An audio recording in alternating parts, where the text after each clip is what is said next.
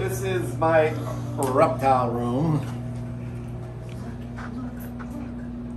We currently house close to 100 snakes here. I have been collecting snakes since I was a kid. I've been collecting these guys, and this is kind of how this all started.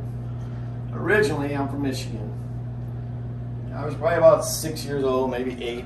And then my father took us down to the Miami Serpentarium. Years ago, we'd go to Miami. He took us to Parrot Jungle, Monkey Jungle, the SANCTUARIum. And back in the 60s, that's where we went. Awesome. Yeah. So he took me to this place called the Miami Serpentarium, where this guy named Bill Haas would catch the cobras and extract the venom. And I was just, oh my God, this is the coolest man on earth, you know? So I really got into snakes after that. We went back to Michigan. I read Bill Haas's book on the flight home, which my parents were like, well, amazed I could even do that. And I joined a local reptile club. And the reptile club was associated with the Detroit Zoo. And Jim Langhammer was a curator of reptiles at the Detroit Zoo at the time. So I became friends with him. I became friends with Jeff Schrock, who was the president of the reptile club in Detroit. So when I, years later, I turned 16 years old, get my driver's license, and Jeff and Jim asked me if I wanted to go out to Arizona with them to restock the zoo's collection. And I was like, yeah, That's you're 16, you got your driver's license, you're like, oh man, this is great. So we went out in 2 different cars, drove all the way out to Arizona. It was the best collecting trip I have ever been on, and I've been on hundreds of them since then. It was just such an awesome experience. So at home, I had some snakes that my mother detests snakes, but she let me keep a few of them, but they were not venomous or anything. So when I come back from Arizona, I got bags of rattlesnakes and all this stuff, and my mother's, no way you're bringing that stuff in the house. I'm like, come on, I'll put them over there in the barn, no way, it wasn't gonna happen. She goes, you take those snakes right back to Mr. Langhammer.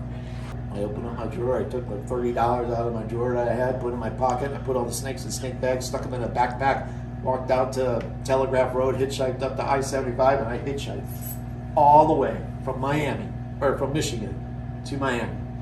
It took me 3 days, and this is 1972, and I had fairly long hair back then, I had the suede fringe jacket and that leather hat. I love it. With the rattles hanging off it and stuff, and I show up at the Serpentarium and I asked, here to get a job, not thinking.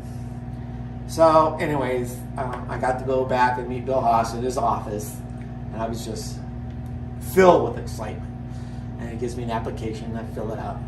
I fill out an application, gave it back to him, and he says, well, we're not hiring right at the moment, And I was kind of crushed. I was just going, oh my God, 1,500 miles from home, I got $5 to my name. What am I going to do now? So anyways, when he gets up from his desk, he looks at my backpack, which was leaning up against his desk, and it was moving. And he goes, what do you got in that backpack? And I go, oh, I got my snake collection in that backpack. And he goes, well, why would you bring your snake collection to a job interview? He goes, how did you get here? You're from Michigan? I go, yeah. He goes, how did you get here? I said, I hitchhiked. He goes, wait a minute. You mean to tell me you hitchhiked all the way from Michigan with a backpack full of rattlesnakes just to come work for me? I says, yes. He says, you're hired. Gave me $1.60 an hour. Here I am today, still in it. And ever since then, I was in the animal business. And in 30 years, I came up here, built my own place, and just 30 years kept here. working on it. Rattler? This is an Eastern Diamondback Rattlesnake, the largest venomous snake in the United States. Years ago, back in the early 1900s, there was a subspecies of this Eastern Diamondback that got gigantic, up to 12 feet. And this particular snake here, I caught on Okeechobee Road in 441, right at the intersection, coming out of before they built the extension there to State Road 7. Mm-hmm. And I actually got bit by this snake a few years ago. He almost killed me. And I ended up in the hospital in a coma for 3 days, 13 days in the ICU. They had to put a trach in my throat because when I went to the hospital, it's only 15 minutes from here. When I was walking in the emergency room door, I was suffocating because I had anaphylactic shock. And my throat was swelling shut to the point where they had to immediately put a trach in my throat. So it was a painful bite. Anyways, we have all types of venomous snakes. These are the spectacle cobra. And the cobras only look like cobras when they're in a defensive position. Otherwise, they just look like an ordinary snake, kind of. And just different various rattlesnakes that I've collected. From But this areas. isn't a python. No, these are Colombian Boa Constrictors. Boas, yes. People set them loose just like the Burmese Python. Yep. And for some reason, the Burmese Python is really taken over. So, various rattlesnakes. These are extremely dangerous snakes. These are Russel vipers. They come from India and Pakistan. I call them my Al-Qaeda vipers. Oh, yeah. We did an interesting study on these guys. They took a beaker of goat blood, about maybe an inch thick, deep, took one drop of Russel's viper venom into the beaker, swirled the beaker around like that for about 10-15 seconds, and the blood just turned to pudding. So, they actually use this venom to clot blood in surgeries. No kidding. There are other snakes that just dilute your blood that Yeah. they use Yeah. on the opposite end, On the opposite end. for unclotting blood. So you'd be surprised how many medicines you probably take today that actually have venom from snakes in them. They Never don't knew tell that. you that because people are like, oh my God. Never knew that.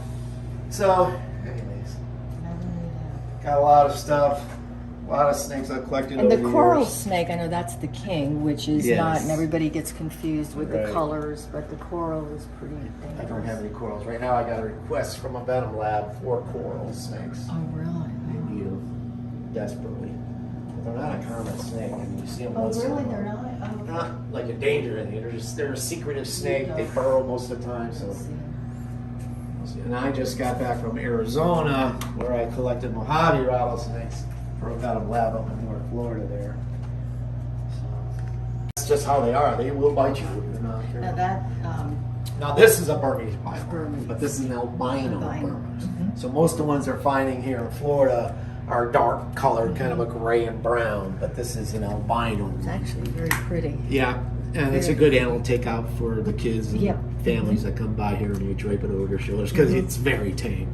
That's why the Burmese pythons are so popular, because they are actually pretty tame snakes. So this room, when I built it, I spray foam. I had a guy come in here and spray foam this insulation. And what this insulation does is, one, it's excellent insulation. We just got a little wall unit there. It's still fairly cool in here. The other thing is it makes the building extremely strong against hurricanes.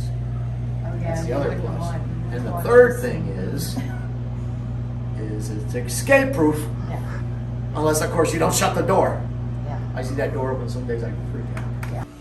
So Mark, I want to thank you. You're This very has welcome. been an amazing tour. And this is what I want to get out to people of the work that you do. And, people can donate. It costs a lot of money to keep a place like this, feed the animals, keep It's a chunk. everything clean. It's a lot. So what a treat. And I thank you. And I think the kids are going appreciate to enjoy this. So one other thing I want to state was that we are on TripAdvisor and we're the #1 attraction in West Palm Beach. But then they sent us another reward kind of thing. It says we are in the top 10% of the 5-star attractions in the world. Isn't that amazing? In the world. I'm like, That's great. I don't know how it got to that point. From but- hitchhiking with snakes in his backpack, right? Yeah. And getting his first job. And it just shows the people that love animals and care for them and rehabilitate them, and just it's amazing. And these are the heroes, kids that are watching. That's what I always say. The books always have the heroes, and Mark is the hero, and your other keepers here, Yes. and the volunteers. So thank you. I hope you enjoyed this video, and for more information about Luke's storybooks and my virtual speaking engagements for schools, click the link to my website or send me an email. Tap the subscribe button so that you won't miss any of our new videos. Thank you for watching, and I hope you enjoyed this. This was a real treat for me, and I hope that you enjoy McCarthy's Wildlife Sanctuary.